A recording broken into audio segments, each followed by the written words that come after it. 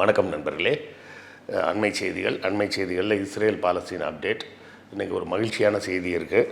அந்த செய்தியை தான் நம்ம இன்றைக்கி பார்க்க போகிறோம். செய்தி என்னென்னா, இன்டர்நேஷ்னல் கோர்ட் ஆஃப் ஜஸ்டிஸில் சவுத் ஆஃப்ரிக்கா போட்ட வழக்கு இன்றைக்கி ஹியரிங். அதாவது இன்றைக்கின்னு நான் சொல்கிறது 11ஆம் தேதி ஜனவரி மாதம் வியாழக்கிழமை ஹியரிங்க்கு எடுக்கிறாங்க. இதை தொடர்ந்து இஸ்ரேலின் அட்டகாசம் குறையுமா, அதை பொறுத்து என்ன மாதிரி குற்றச்சாட்டுகள்லாம் வைக்கப்பட்டிருக்கு அப்படின்ற செய்திகளை தான் இன்றைக்கி பார்க்க போகிறோம். அப்புறம் நண்பர்களே, நம்ம சேனல் இப்போதைக்கு விளம்பரங்கள் தடை செய்யப்பட்டு இருக்கக்கூடிய காரணத்தால் உங்கள் எல்லாருக்கும் தெரியும், நமது சேனலுக்கு தொடர்ந்து நடத்துவதற்கு உங்கள் ஆதரவு இருந்தால் மட்டும்தான் நடத்த முடியும். அதனால் கண்டிப்பாக புத்தகங்கள் வாங்கி உங்கள் ஆதரவை தாருங்கள். புத்தகம் விற்பதன் மூலமாக வரக்கூடிய வருமானத்தை வைத்து மட்டும்தான் இனிமேல் இந்த சேனல் நடத்த முடியும். ஏப்ரலுக்கு மேலே தான் இனிமேல் நமக்கு வருமானம் வந்தால் உண்டு. அது போக பல ஆவணப்படங்கள் இருக்குது, அதையெல்லாம் பார்த்து உங்கள் ஆதரவை தரலாம். ஒரு பெய்டு டெலகிராம் குரூப் இருக்குது. அந்த டெலகிராம் குரூப்பில் சேர்ந்தீங்கன்னா என்னோட தினமும் மாலையில் உங்கள் வரலாறு சார்ந்த உங்கள் சந்தேகங்களை நீங்கள் கேட்கலாம். சாயங்காலத்தில் நான் அதுக்கு உண்டான பதிலை சொல்லுவேன். புத்தகங்கள் வாங்க. தோழர் அமுதாவை கீழே கொடுக்கப்பட்டிருக்க நம்பரில் அதை தொடர்பு கொள்ளுங்கள். இது எல்லாமே முடியாதுனாலும் ஒன்றும் பிரச்சனை இல்லை. கமெண்ட் பண்ணுங்கள், லைக் போடுங்க, ஷேர் பண்ணுங்கள். எல்லாமே ஆதரவு தான். ஸோ உங்களால் முடிந்த வகையில் ஏதோ ஒரு வகையில் எங்களுக்கு தொடர்ந்து உங்கள் ஆதரவை கொடுத்து கொண்டே இருங்கள். குறிப்பாக இனிமேல் இந்த 3 மாதங்கள் நீங்கள் புத்தகம் வாங்கினால்தான் நம்மால் இந்த சேனலை தொடர்ந்து நடத்த முடியும். அதை மனதில் கொண்டு உங்கள் ஆதரவை தாருங்கள். நன்றி. Madam President, distinguished members of the court, it is an honor and a privilege for me to appear before you today on behalf of the Republic of South Africa. I wish to express my gratitude to the court for convening this hearing on the earliest possible date to entertain South Africa's request for the indication of provisional measures in this matter. In our application, South Africa has recognized the ongoing Nakba of the Palestinian people through Israel's colonization since 1948. So இன்றைக்கி இந்த case எடுக்கப்படுகிறது அப்படின்னு சொன்னால் இன்றைக்கே தீர்ப்பு வராது. இன்றைக்கி தான் இவங்க குற்றச்சாட்டுகளை முன்வைத்திருக்கிறார்கள். யார்? South Africa. என்ன மாதிரியான குற்றச்சாட்டுகள் அப்படின்னு பார்த்தோம்னா ஒன்று ஒன்றா பார்க்கலாம். அதாவது ஒரு 64 பக்கம் கொண்ட ஒரு ஃபைலை சப்மிட் பண்ணியிருக்கிறாங்க. பல குற்றங்களை சொல்லி அதோட ஜிஸ்ட்டு மட்டும் என்னென்னு பார்ப்போம். முக்கியமான பாயிண்ட்ஸ் மட்டும் என்னன்றதை பார்ப்போம். Killing Palestinians in Gaza. The death toll surpasses 21,120 with about 70% being women and children. Rescue efforts are hindered by infrastructure damage and communication blackout. Reports shows Israeli soldiers engaging in execution and using AI for daily bombing targets. Israel's heavy weaponry is in densely populated areas results in 1 in every 100 people being killed. அதாவது இது நாள் வரை சுமார் 21,110 பேர் கொல்லப்பட்டு இருக்கிறார்கள். அவர்களில் குறிப்பாக குறிவைத்து 70% பெண்களையும் குழந்தைகளையும் கொன்று இருக்கிறார்கள். அதற்கு காரணம் என்ன? குழந்தைகளை கொண்டுட்டா பிற்காலத்தில் வளர்ந்த பாலஸ்தீனர்கள் இருக்க மாட்டாங்க, அந்த பாப்புலேஷன் குறையும். ரெண்டாவது, பெண்களை கொன்றுவிட்டால் அவர்கள் கர்ப்பமாகி மேலும் குழந்தைகளை பெற்றுக்கொள்ளக்கூடிய அந்த வாய்ப்பும் தடை செய்யப்படும். அதனால தான் இதை இனப்படுகொலை அப்படின்னு சொல்கிறாங்க. இனப்படுகொலைனா என்ன அர்த்தம்னா, அந்த இனத்தை இல்லாமல் அழிப்பது. அதாவது முடிந்த அளவுக்கு இல்லாமல் அழிச்சிட்டோம்னா மிச்சம் மீதி இருக்கிறவங்கலாம் வயசாகி செத்துருவாங்க, அதோடு அந்த இனமே இல்லாமல் போயிடும். அப்படின்றதுக்காக தான் குறிவைத்து பெண்களையும் குழந்தைகளையும் இவர்கள் கொண்டிருக்காங்க அப்படின்றாங்க. முக்கியமாக கம்யூனிகேஷனை பூரா ஆஃப் பண்ணிட்டாங்க. இந்த கம்யூனிகேஷனை ஆஃப் பண்ணுறதுனால என்ன ஆகுது? ரெஸ்கியூ வேலைகள் எதுவும் செய்ய முடியல. யாரையும் காப்பாற்றுறதுக்கோ இல்லை அவர்களுக்கு தேவையான உதவிகளையோ செய்வதற்கு முடியவில்லை. எக்ஸிக்யூஷன், அதாவது கட்டாயமாக திட்டமிட்டு கொலை செய்வது அப்படிங்கிறத எக்ஸிக்யூஷன்னு சொல்லுவாங்க. இஸ்ரேல் இராணுவ வீரர்கள் இது மாதிரி படுகொலைகளில் ஈடுபடுவதை நிறைய வீடியோஸ் வந்திருக்குன்றாங்க. ப்ளஸ் ஏஐ பயன்படுத்தி பாம்பிங் டார்கெட் பண்ணுறாங்கன்றதையும் சொல்கிறாங்க. ஆக அதை போக என்னன்னா, டென்ஸாக மக்கள் அடர்த்தியாக குடியிருக்கக்கூடிய பகுதிகளில் குறிப்பாக பாம்பு போடுறாங்க. அதனால் ஒரு பகுதியில் 100 பேர் இருந்தாங்கன்னா கட்டாயமாக ஒரு ஆள் செத்துடுறாங்க அந்த இடத்துல. அந்த அளவுக்கு 100க்கு ஒரு ஆள்னு வச்சிங்களேன், ஒரு இடத்துல 10,000 பேர் இருக்காங்கன்னா மொத்தமாக 1000 பேர் செத்துருவாங்க. அந்த மாதிரி நடந்துகிட்டு இருக்கு. இதை இதெல்லாம் குற்றச்சாட்டு அப்படின்னு சொல்கிறாங்க. அடுத்தால causing serious bodily and mental harm என்ன பண்ணுறாங்க, 55,200 முதல்ல வாசிச்சிட்றேன். Over 55,243 individuals have suffered injuries, including burns and amputations, with around 1,000 children losing one or both legs. Reports indicate that Israeli forces are using white phosphorus in densely populated area. Reports detail the dehumanization and arrest of Palestinian civilians, including children who are transported to unknown locations. கடுமையான உடல் ரீதியாகவும் மன ரீதியான தீங்குகளை இவர்கள் செய்கிறார்கள். கிட்டத்தட்ட 55,000 பேருக்கு மேலே படுகாயமடைந்திருக்கிறார்கள். அதில் தீக்காயங்கள், கைகால் இழந்தது எல்லாமே நடந்திருக்கு. 1000க்கும் மேற்பட்ட குழந்தைகளுக்கு ஒரு கால் அல்லது 2 காலும் இழந்து அவர்கள் இருக்கிறார்கள் அப்படின்றதையும் ஒரு குற்றச்சாட்டாக வைக்கப்பட்டிருக்கு. இதே மாதிரி ஒயிட் பாஸ்பரஸை பயன்படுத்தி மக்கள் அடர்த்தியாக குடியிருக்கக்கூடிய பகுதிகளில் ஒயிட் பாஸ்பரஸை பயன்படுத்துகிறாங்க. அது போர்களில் தடை செய்யப்பட்ட ஒரு ஆயுதம் அப்படின்றதையும் சொல்கிறாங்க. நிறைய குழந்தைகளை அரெஸ்ட் பண்ணி எங்கேன்னு சொல்லாமல் எங்கேயோ இடங்களுக்கு டிரான்ஸ்போர்ட் பண்ணுறாங்க. அது எந்த இடம், எங்கே இப்போ அந்த குழந்தைகள் போச்சுன்னு தெரியல அப்படின்றதையும் 2வது செட்டு குற்றச்சாட்டாக வைக்கிறாங்க. 3வது செட் என்னென்னா mass expulsion from home and displacement. About 85% of Gaza's population, over 1.9 million individuals, have been displaced. Israel damaged or destroyed 355,000 Palestinian homes, that is 60% of the Gaza housing. No safe haven exists, with reports of shelling and violence by Israeli forces against fleeing Palestinians. Gaza's housing and infrastructures were extensively damaged, hindering displaced Gazans to return home.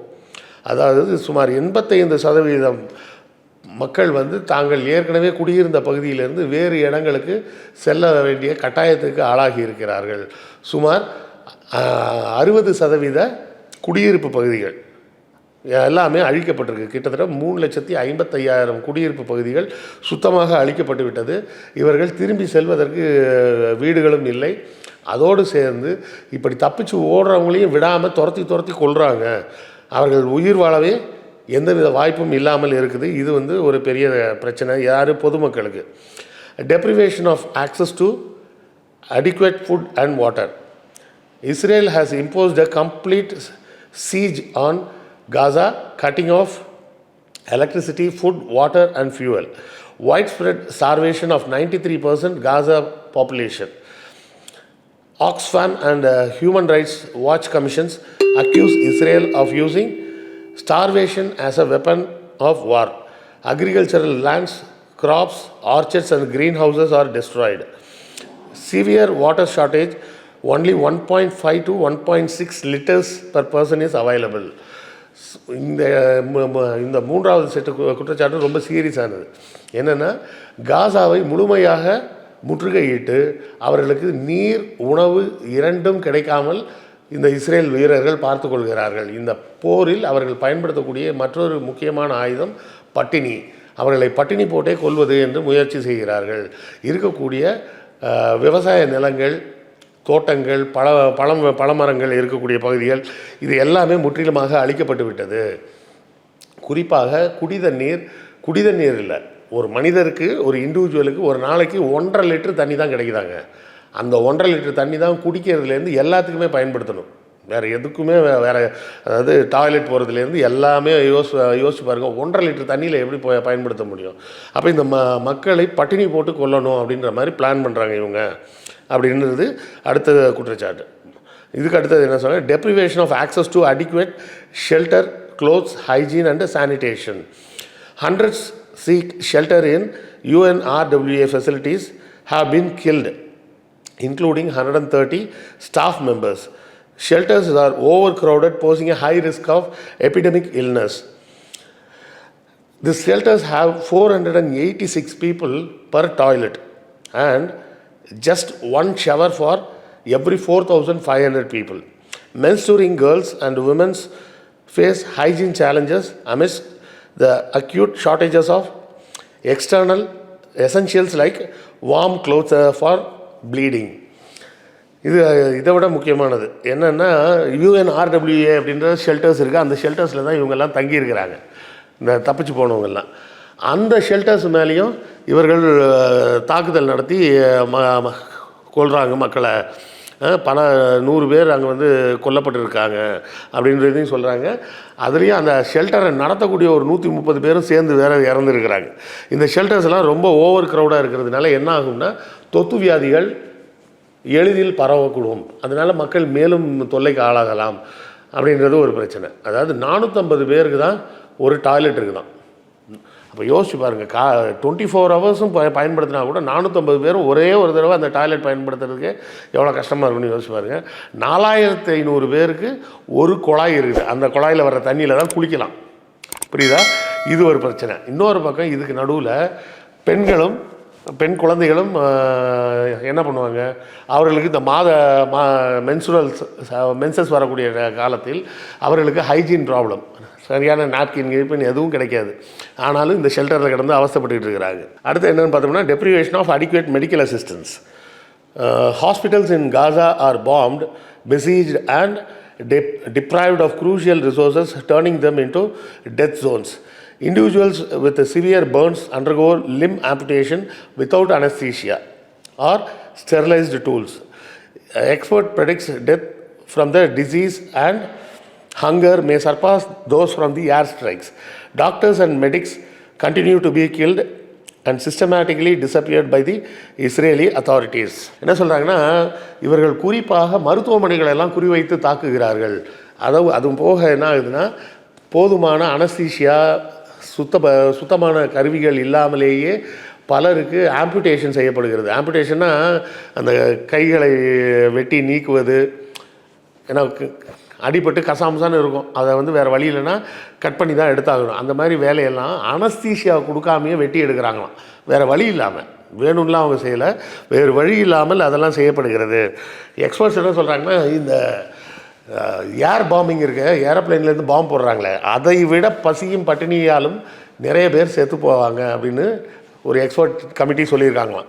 இதை தாண்டி முக்கியமான செய்தி என்னென்னா, டாக்டர்ஸும் இந்த medical professionals இருப்பாங்கள்ல, அவங்கள குறி வச்சு கொண்டுடுறாங்களாம். அவங்க இருந்தால் தானே இவனுக்கு ட்ரீட்மெண்ட் கொடுப்பான் அப்படின்னு அவங்கள கொண்டுடுறாங்க, இல்லைனா மொத்தமாக கடத்தி எங்கேயாவது கொண்டு போயிடுறாங்களாம். இதற்கு அடுத்த குற்றச்சாட்டு destruction of Palestinian life in Gaza. Gaza universities have been targeted, affecting future education. 8 historical and religious sites in Gaza have been damaged. Learning and cultural centers, libraries and museums have been destroyed. Deliberate destruction is causing profound and lasting consequences for the Palestinian life. பாலஸ்தீனத்தை மக்கள் வாழவே தகுதி இல்லாத இடமாக அவர்கள் குறிவைத்து எல்லா இடங்களையும் உடைக்கிறாங்க. இப்போ இந்த போர் நின்றுடுங்க, போர் நின்றவுடன் இந்த குழந்தைங்கள்லாம் போய் படிக்கணுமா வேணாமா? அன்றாட வாழ்க்கைக்கு திரும்பின உடனே பிள்ளைங்கள்லாம் போய் படிக்கணும்னா யூனிவர்சிட்டி காலேஜ் ஸ்கூல்லாம் இருந்தால் தானே படிப்பாங்க. அதெல்லாம் குறி வச்சு அடிக்கிறாங்க. லைப்ரரிஸு மியூசியம்ஸு எல்லாத்தையும் குறி வச்சு அடிக்கிறாங்க. ஒரு குறிப்பிட்ட 8 முக்கியமான வரலாற்று முக்கியத்துவம் வாய்ந்த இடங்களை குண்டு போட்டு அழிச்சிருக்கிறாங்க. ஸோ மொத்தத்தில் அந்த பாலஸ்தீன பகுதி மக்களால் வாழ முடியாதுன்ற மாதிரி ஒரு நிலைக்கு இவர்கள் செய்து கொண்டு இருக்கிறார்கள். அப்புறம் கடைசி செட்டு குற்றச்சாட்டு என்னென்னு பார்த்தீங்கன்னா, imposing measures intent to prevent birth. Every hour in Gaza 2 mothers lose their lives. Eyewitness report that pregnant women killed by Israeli soldiers. Pregnant women reaching hospitals undergo distressing anesthesia-free C-section. Limited medical supply lead to unnecessary hysterectomies, preventing future childbirth. முக்கியமான மூன்றாவது கடைசி குற்றச்சாட்டு என்னென்னா, இந்த மருத்துவமனைகளில் பெண்களுக்கு வந்து இந்த ட்ரீட்மெண்ட் கொடுக்குறாங்க பார்த்தீங்களா, அதாவது பிரசவத்துக்கு வந்த பெண்களுக்கு சிசேரியன் தான் பண்ணணும் அப்படின்னாலும் அனஸ்தீஷியா இல்லை. நல்லா யோசிப்பாங்க, அனஸ்தீஷியா இல்லாமல் வயிற்றை கட் பண்ணி ஓப்பன் பண்ணி அந்த குழந்தையை வெளியே எடுக்கணும். வயிற்றை மட்டும் இல்லை, வயிற்றை கட் பண்ணி அதுக்கப்புறம் கர்ப்பப்பையை கட் பண்ணி அதுக்கப்புறம் தான் அந்த குழந்தைய வெளியே எடுக்க முடியும். இந்த ஆப்ரேஷன் வந்து அனஸ்தீஷியா இல்லாமல் கொடுத்துருக்குறாங்களாம்.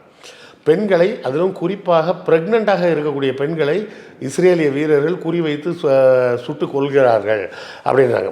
கடைசி குற்றச்சாட்டு இன்னும் மோசமானது என்னென்னா, இந்த மாதிரி இப்போ சிசேரியனில் குழந்தை பிறகுது பார்த்தீங்களா, அதில் ஒரு சிலருக்கு வந்து வேறு வழி இல்லைன்னு சொல்லிட்டு என்ன பண்ணுறாங்க, ஹிஸ்டெக்டமி பண்ணிடுறாங்க. ஹிஸ்டெக்டமி கர்ப்பப்பையை அகற்றுவது. அதை அகற்றும் போது என்ன ஆகுது, இனிமேல் அவங்களுக்கு குழந்தையும் பிறக்காது. அப்போ இந்த கொலைகளில் முக்கியமாக நம்ம பார்க்க வேண்டியது ஒரு நோக்கம் இருக்குது பாருங்க. அதாவது அடுத்த தலைமுறை பிறக்காமல் தடுப்பதற்கு உண்டான வேலைகளை செய்கிறாங்க. அதனால் அவர்கள் குழந்தைகளையும் பெண்களையும் குறிப்பாக கொல்வதற்கு முக்கிய காரணம் இந்த இனம் அடுத்த தலைமுறையை நோக்கி செல்லக்கூடாது, இந்த தலைமுறையோடவே அவங்கள ஒழிச்சு கட்டிடணும். அதாவது இந்த தலைமுறையில் இருப்பவர்கள் வாழ்ந்து செத்துட்டாங்கன்னா கூட எல்லாரையுமே இவங்களால் கொல்ல முடியலன்னா அப்படின்ற பட்சத்தில் அவர்களுக்கு அடுத்த குழந்தைகள் பிறக்க முடியாத அளவுக்கு உண்டான வேலைகளை செஞ்சிட்டோம்னா இந்த தலைமுறை மிச்சம் மீதி இருக்கிறவன் செத்ததோட இந்த பாலஸ்தீனம் அப்படின்ற இனம் முழுமையாக அழிக்கப்பட்டு விடும் அப்படின்றது தான் அவர்களோட செயல் திட்டமாக இருக்குது.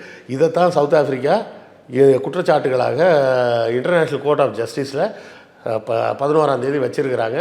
இந்த கேஸ் உடனடியாக எடுத்து நடத்தப்பட வேண்டும். இஸ்ரேல் ஒரு போர் குற்றவாளியாக அந்த நாடு அறிவிக்கப்பட வேண்டும்.